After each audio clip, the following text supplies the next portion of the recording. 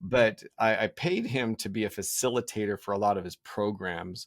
And the program that he went through is the magic of, the science of getting rich. That's now well over 100 years old, and he talked about all of the different laws of the universe. And explain to me a little bit about the law of the harvest, because I think a lot of business owners they just want to be able to plant the seeds and it immediately grows. And he talked about a lot of the different aspects to it. But explain that a little bit about Bob's teachings about the law of the harvest. Yeah, so when you say something like the law of a harvest, that's kind of a secondary man-made law with a label on it, right? What Bob was really known for is teaching the primary laws. When you get into some of his deeper content, like transmutation of energy, the law of rhythms, the law of gender, the law of gestation, right? These are laws like electricity or magnetism or gravity that people just are not aware of.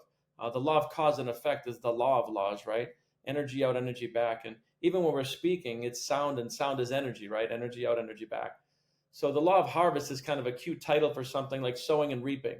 It's cause and effect. The harvest would be the effect of either a known or an unknown cause. And most people are spinning around the world on the globe getting effects from unknown causes. They don't understand that they're always consciously putting mental thought energy out, high vibration, low vibration, which causes a... I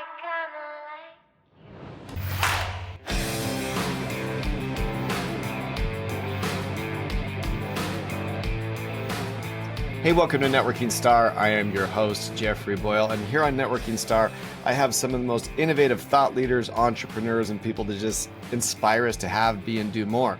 Today, I'm joined by Brian Dalmaso. He's an 8-figure lifestyle mentor and coach. He teaches multiple streams of income and a lot of different, very interesting wealth principles. And he does that as the CEO of Matrix Success International. Brian, thanks for joining me on Networking Star. Hey, Jeff, pleasure to be here. When you reached out, I researched what you guys did too, and I said, I got to jump on the show. So thank you for having me. Yeah, you bet. So I'd love to go through, meet cool people on on Instagram, and that's where we met. And you have a lot of very interesting ones. And I'll start off with what you called your unicorn. Talk to me a little bit about this beautiful unicorn that you have in your life. There you go. No, a unicorn is my soulmate, my woman, the girl that I'm with, right? If you've heard my story a little bit, I went through a lot of ups and downs in the early days, much like most people. Before I met my mentor, Bob Proctor, I was spinning my wheels because I didn't have some basic information. So I had 3 divorces, and I'm not complaining. I've lived a beautiful life, but I was an engineer, and then I worked for GE, and I was an architect and a builder, ups and downs, ups and downs, ups and downs. And then probably like you meet a mentor who has a system, and they understand what is on a higher level and some of these universal laws and wealth principles, and everything changes, including learning how to actually attract somebody for the first time instead of just being geographically close to somebody who's hot and saying, oh, she might work. So yeah, my unicorn is she's in the other room actually, and we just have a heavenly life together. You guys have done a lot of different things together. You've got, I see, on your page, you guys have been able to travel a lot together. And I think that just having that person to count on is pretty spectacular. One of the things that also attracted me to your page, Bob Proctor made a big difference in a lot of people's lives. And the way I described it with Bob Proctor, I'd succeeded at just about everything. And then I started my own business. And all of a sudden, as a 25-year-old, actually I was 26, and found myself recently married, and my business was failing. My wife was complaining. She was telling me she wasn't used to my entrepreneurial habits. Her father was an entrepreneur. And I paid $10,000 to go to a Bob Proctor training in Las Vegas. And I didn't tell her that I spent $10,000. But the way I describe it is it's almost like I was fumbling around in the dark and he turned the lights on. Talk to me a little bit about what attracted you to Bob. And I know he's passed, but what is it that Bob Proctor meant to you? Well, it's funny you hit it right on the head, because when you talk about turning the lights on, that's not just a cute phrase. It's physics, right? You turn a switch and energy flows through a wire and expresses as light through a bulb. Human beings are no different. So when I had met Bob for the first time, I was in Vegas with 10,000 other entrepreneurs from all over the world. It's funny you mentioned that. He's 42 years old, and I didn't know who he was. Tony Robbins was speaking. Richard Branson was speaking. Eric Worre was speaking. And then this guy, Bob Proctor, comes on, and and he starts going through some slides, and he brings up the stick man, the mind map, which I'm Yeah. sure you've seen, the mind body connection, like conscious, subconscious, body. And he said if you use the conscious to rewire and install new programs in the subconscious, that'll drive the body to cause results. And I was like, it was so simple. And I had been through engineering schools, and architect build, never seen that, never understood spirit, intellect, body, how we exist on three planes, and how the world's wealthiest people are thinking, acting, and operating, how they're processing information. And it just made so much so quick. It was like a light bulb going off. When you said that, that's not coincidence. I felt like 40 years of information came to me in a second, and I finally had the keys to the kingdom. And I was in a crowd of people, and I elbowed my buddy. I said, I don't know who this guy is, but I'm going to be working with him and teaching this stuff all over the world. And I gave myself like 2 years. 6 months later, I was in Toronto working with him. So the rest is history. Spent a good 10 years together, became a close personal friend. I actually helped him coaching other consultants all over the world. And he's you don't meet many people like that. It's like, I tell people, it's like hanging out with Yoda. Yeah, I think that's a pretty good comparison. The thing is he's felt like he's been Yoda for Yeah, I right. met him 25 years ago, and didn't he pass 2 years ago? I'm trying to remember when he passed. Last year in July. Yeah, Okay, 2022 in July. Yep. and 87 obviously years made a old. huge impact. And Amazing. I have to laugh a little bit because as a 26-year-old, I had all my hair, and he talked to a guy in the audience and said, "You want your hair back? Just grow it back."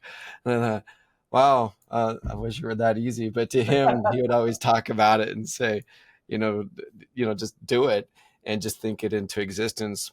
The thing that I paid $10,000 to do, and I paid him afterwards, I think $5,000 every 6 months Mhm. for a couple different 6-month periods for him to be able to be on a weekly coaching call with him, and then also to be able to email him questions and things like that.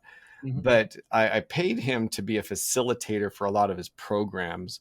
Mm. And the program that he went through is the magic of, the science of getting rich. That's Thanks now getting well rich. over 100 years old. And he talked about all of the different laws of the universe. And explain to me a little bit about, the law of the harvest, because I think a lot of business owners, they just want to be able to plant the seeds and it immediately grows. And he talked about a lot of the different aspects to it. But explain that a little bit about Bob's teachings about the law of the harvest. Yeah. So when you say something like the law of a harvest, that's kind of a secondary man-made law with a label on it, right? What Bob was really known for is teaching the primary laws. When you get into some of his deeper content, like transmutation of energy, the law of rhythms, the law of gender, the law of gestation, right? These are laws like electricity or magnetism or gravity that people just are not aware of. The law of cause and effect is the law of laws, right? Energy out, energy back. And even when we're speaking, it's sound, and sound is energy, right? Energy out, energy back. So the law of harvest is kind of a cute title for something like sowing and reaping. It's cause and effect. The harvest would be the effect of either a known or an unknown cause. And most people are spinning around the world on the globe getting effects from unknown causes. They don't understand that they're always consciously putting mental thought energy out, high vibration, low vibration, which causes attraction, right? The law of attraction should be called magnetism because that's what it really is. And magnets and magnetism respond to vibration and frequencies, right? So the primary law is vibration. The secondary law is magnetism or attraction. The law of harvest would just be kind of a cute title for the effect part of cause and effect. Yeah. One of the things that I did, it was actually an Instagram reel. I think it was about three weeks ago, and I talked about the laws of the universe are so well organized that exactly as you said, that every action has an equal and opposite reaction. And I Yep. said, just like the law of gravity is completely predictable, the laws of the universe will completely be predictable. And I remember every time I do that, I always have some naysayers, and I like that I get naysayers because it tells me that I've got some people's attention, and they really critique that. It's like, what does the law of the universe have to do with me, or the law of gravity have to do with me succeeding? And I'm like, everything, Yeah. everything. The laws are so well organized. Yes, you have to expect a reaction for every vibration, as what you're talking about, that you send out to Absolutely. the universe. Explain to me a little bit, just a little bit. And like I say, you can tell I'm a big fan of of your mentor, and I've read and I've gone through so many different courses, and even the ones that he recommended, that he was inspired by Lloyd Conant, um, Yeah. and all the different things that he talked about. What was the most impactful to you as you saw as you're out with different mentors, and what helped them really start to see how they could affect people? So yeah, if you're at, I mean, the most impactful program I took with Bob when I was a student and a mentee before I was working with it was a program called Thinking in the Results, which is accumulation of his 63 years of study, and it built off of Earl Nightingale and Lloyd I'm Conant. sorry, it's Plus, Earl Nightingale. I said the wrong name. yeah, Thank you. no, Lloyd Conant was his business. There was Lloyd Conant Nightingale was the company. So you're Yeah. correct. The two business partners, and Bob worked with them for about 5 years. So the program Thinking in the Results was the first one that I did. It was a 6-month deep dive, a pretty deep dive into understanding what a goal is, and closing the knowing doing gap, understanding the mind map, what is environment, understanding self-image, and hitting terror barriers. And it was very comprehensive. So I went through that, used it to scale my life. Literally, I hate to use 10x, but I did that long before Grant was running around going 10x, right? I used it to scale a construction company from $1 million to almost 10 million in 12 months. Yeah. And I was like, it just blew my mind. I was 42 years old. I'm like, why am I just getting this information? Like, why is this not mainstream? Why isn't Bob mainstream? Some people in our circles know him, but he's actually still not mainstream. Even though people have seen him on The Secret, it's not like Tony Robbins mainstream, right? Right. But what he teaches is foundational physics. Like it's non-negotiable. It's not his opinion. You can't argue with these laws. You can be ignorant of them, just like gravity. If you jump off a roof, the same thing will happen. But whether we're aware or not is irrelevant. So since Bob is working with foundational physics, universal physics principles, to me, it's just black and white. And I get people like that too. It's like, I didn't attract this cancer. It's like, you absolutely did. And people don't like to hear that. You can't not. It doesn't happen like that. I like during COVID, right? It's impossible for me to attract COVID unless I'm on the frequency of COVID and around it at the same time. So I was traveling all over the world. I was with people at dinner in Vegas, and there was 12 of them, and they all got COVID, and I didn't get it. I wasn't aware that they had it, but I found out like a week or two later. But I'm almost always in a high frequency because I'm intentional about it. So whether people understand this stuff or not is irrelevant, right? Ignorance is not bliss. Ignorance is death. Yeah. And I think that that's really the issue, is that right now, more than ever, I think one of the biggest tragedies of COVID, of course, there was deaths and there was misunderstandings. I think is that people chose to be miserable. And the level of misery during COVID just rose exponentially, where people were just determined to be miserable. Talk a little bit about that. And we're not going to be able to change the tide, as a group, because right now the 24-hour news cycle has just decided that everybody needs to be inflamed and mad at each other. How is it that you start to make an impact in the businesses that you go into? Because businesses were severely affected by this, being away, getting away from that, just the harmony that you can create together. How do you help a business start to rebound and be able to create some of that harmony and momentum that they had before? No, great question. And, what you talk about is like, we're not going to be able to change, but I think people like Bob are starting to change. He got into every country in the world before he passed. And he created 3,000 of us, PGI consultants, that are licensed to teach his content. And there's probably 100 of us that are operating at, a very, very high level. And so it may be in time, maybe you and I won't see it, that the world will shift. But if enough of us are doing this and we touch enough people and it ripples, it's possible. It might be a pipe dream, but when working with businesses like anything else, it doesn't matter if it's financial, business, relationship, or health. We work spiritually, intellectually, and physically, right? We teach them what prayer or meditation is, tapping into source, and how to do it. Intellectually is like, what are you studying? If you're in real estate, who's your mentor? Are you learning wholesale? There's intellectual property and intellectual things needed. Continuous study in the mind, and then continuous study in their vertical. And then there's the physical action, right? So if people are spiritually connecting to source or God, universal intelligence, on a daily basis, increasing their knowledge in their industry and taking daily measurable action, they will move in harmony with the laws of the universe, and it's non-negotiable that they'll hit their goal. The fourth thing is to let go and let God, though. And that's what most people still don't do, because they don't know what that means. Everything we're doing, everything we're creating in the physical state, even this phone, is part of a co-creation. And I know you know what that means, but your listeners might not. We can do our part, but we can't do the universe or God's part. We can plant the carrot seed, but you can't grow it. We can get the idea for an iPhone, but we can't put the materials in the ground for the plastics, glass, and metals, right? So everything we're going to do is a co-creation. Now, to me, that is like just relief, because all I need to do is the spiritual, intellectual, and physical part, and I know with unadulterated certainty that I'll move towards my goal, because I'm in harmony with the laws of the universe. Most people are fighting the laws of the universe, and they don't even know it. So we work on all three of those planes with business owners. So let's talk about what you're saying. A lot of people don't understand it. You hear that all the time. I'm going to let go and let God. People say it almost as if it's a mantra that they just heard that sounded cute. And I remember actually hearing him talk about it. It's like God isn't some kind of metaphysical butler that you can just send. So explain a little bit about what that means of the let go and let God. Well, like I said, if you plant the carrot seed, you can water it, you can tend to it, but you can't grow it. There's a force that does some other part of the deal.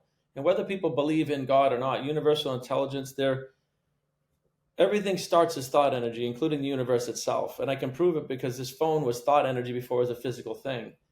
And it's consciousness that moves energy into form. It used to be thought that there was energy and matter as two different building blocks. That's not the case at all. There's energy in different states, and there's consciousness that manipulates energy into form and back into energy. That's what human beings are too, right? Bob used to say, we move into our body when we're born and we move out at the end, but it's just part of a transmutation of energy. So when we talk about let go and let God, if you start a business one day, you get all fired up, you put it all together, your team's coming together, and then the very next day you're worried about it, or you're worried about bills, or you're worried about it not working, you're not letting go and letting God. You're in a low frequency trying to get a high frequency result.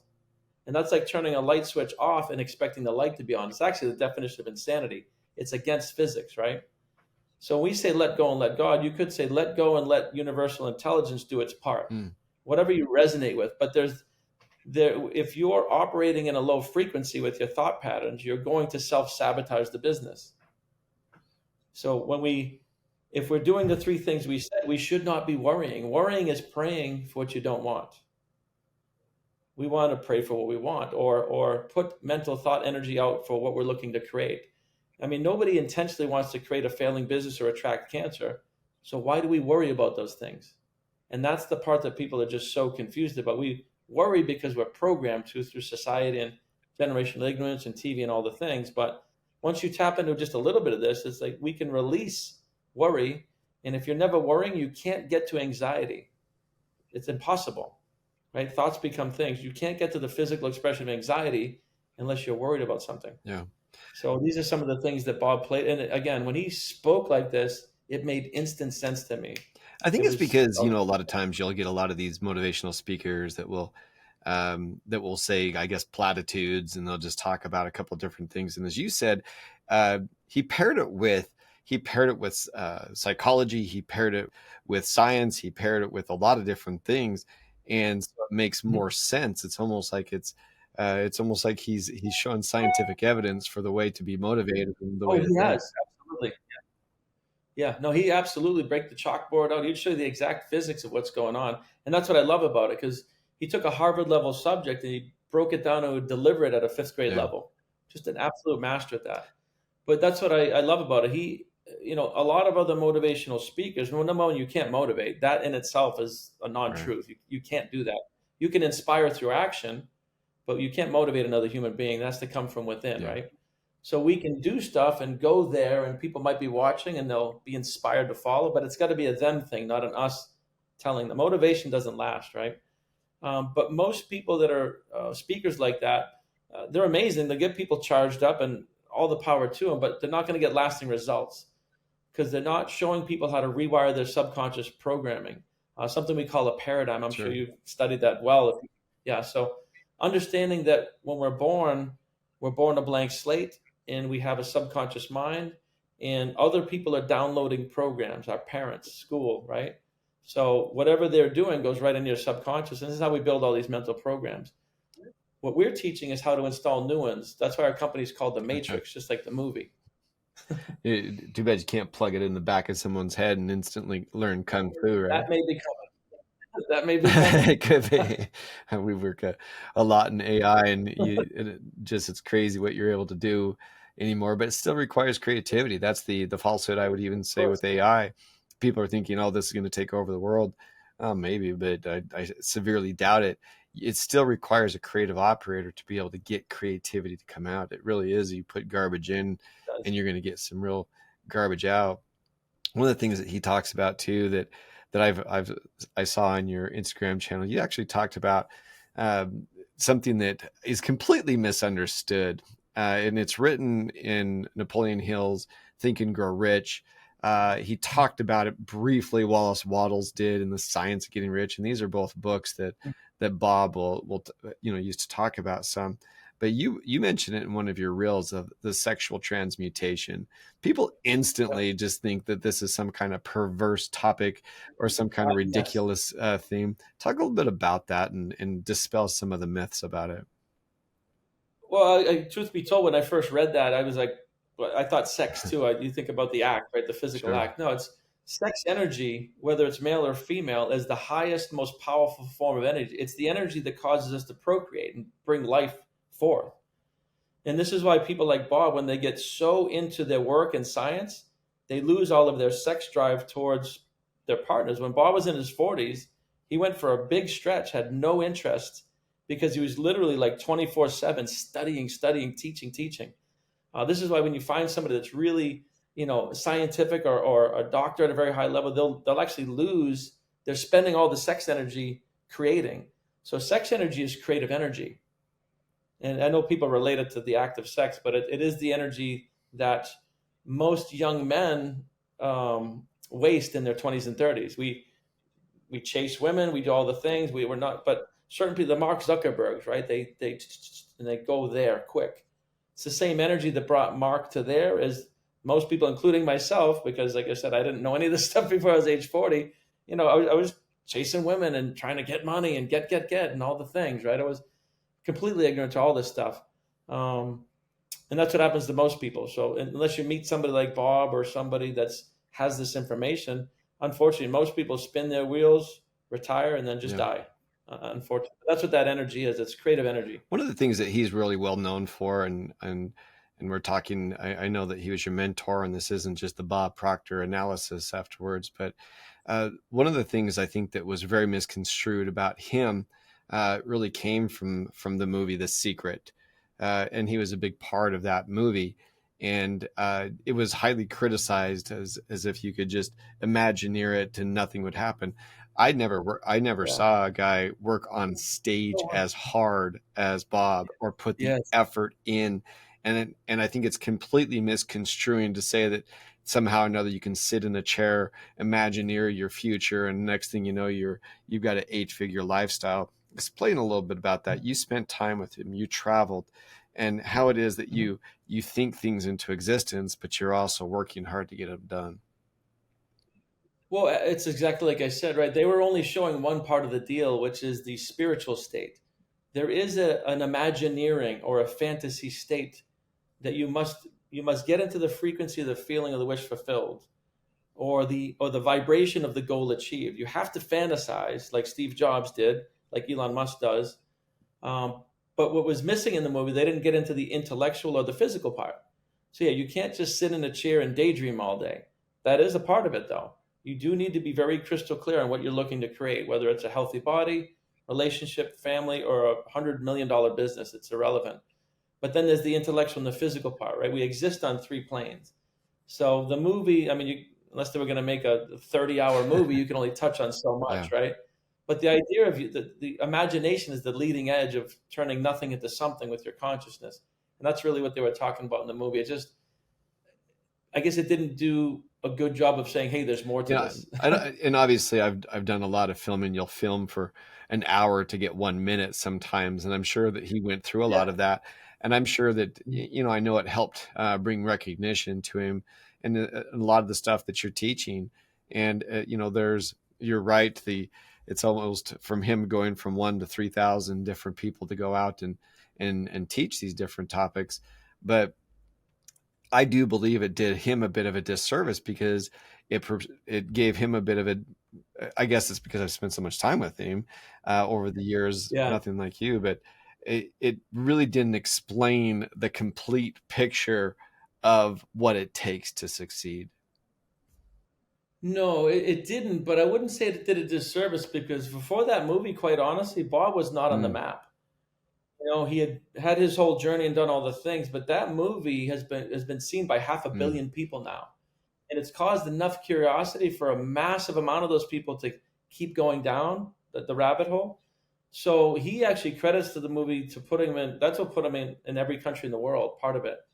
So I know what you're saying. It was like if you just watch it and stop, it's definitely a disservice because it doesn't give enough. But it piqued enough yeah. curiosity. That So makes he gave a sense. I lot mean, of because you're credit. right. I just remember some of the critique for. I'm like, yeah, that's not what he teaches. That's a part of what he No, teaches. But so explain to me now.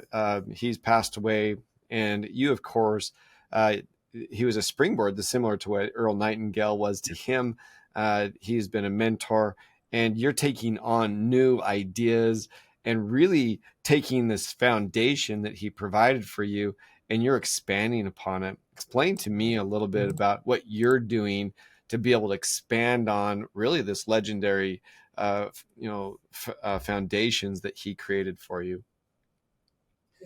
yeah, no, I appreciate that. So I mean, one of the things we're doing to expand on, I mean, these universal principles, they don't change. There's no new ones. It's just foundational. So that will never Sure. change, right?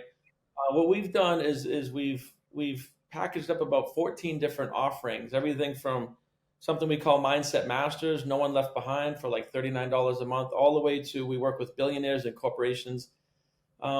And then we've added, my background is mechanical engineering. Bob's background was high school dropout and a Hmm. drunk and a military guy. He like almost washed out of the Navy. He'll tell you this too, or he would have. He did not have a mechanical background. Matter of fact, he was probably more right brain. He was classified as an osseous, which is one step lower than a Hmm. hermit. He's very withdrawn. Anything that you've ever seen Bob, unless you've spent one-on-one time with him, he was acting.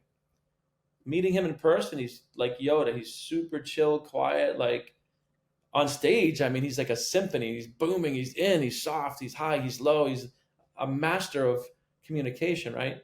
Um, so I can't say we've really.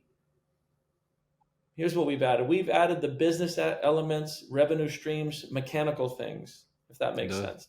So, our tagline is wealth and business mindset experts. So we're working in mindset, but a couple of our mastermind groups, we also have some very high level thinkers in real estate and tech and Hollywood film producers and things like that. So we've compounded on the MSI part of what Bob Yeah, used to multiple teach, right? sources of Multiple streams of income. income. And we've packaged that up. But the beautiful thing about the information Bob is bringing forward, it doesn't change.